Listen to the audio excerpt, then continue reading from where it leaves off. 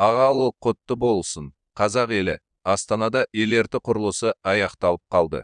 Ел-ерті ашылу рәсімі қашан өтеді? Билет бағасы қанша болады? Қанша адам сияды? Болашақта Астананы тағы қандай жаңалықтар күтіп тұр? Назарбаев ел-ертідан қанша ақшаны ұрлап әкетті? Ел-ерті құрылысы қанша жылға созылды? Осы және толық ақпаратты білу үшін видеоны соңына дейін көріңіздер.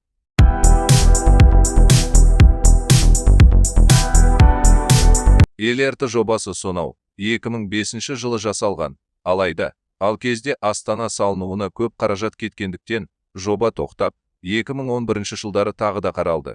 Бірақ бұл жолы да алдағы Экспо 2017 жылғы құрылысқа көп қаражат кетеді деп тағы да тоқтатылды.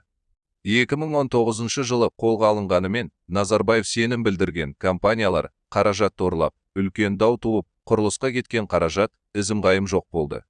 Бұл халық арасында жемқорлықтың символы ретінде есте қалды.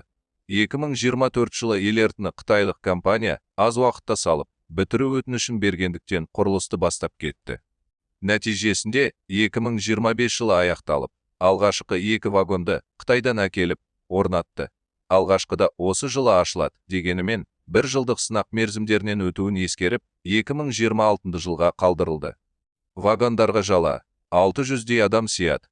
Депутаттар билет бағасын 200 көлемінде болады деп уәде берді.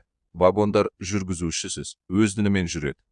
Ел-ерті салу уақыты жобаны жоспарлаумен есептегенде 26 жылға созылды. Бұдан бөлек болашақта Астанада даму үшін ұшатын көліктер жобасы, сонымен қатар қаржы, экология, білім, денсаулық, индустрия, инфрақұрылым және инновация бағыттарында кешенді даму жоспарын жүзеге асыруда.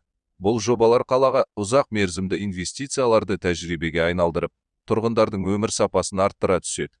Хайп YouTube арнасына тіркел. Бұнда сіз ең шулы жаңалықтарды бірінші болып ести аласыздар.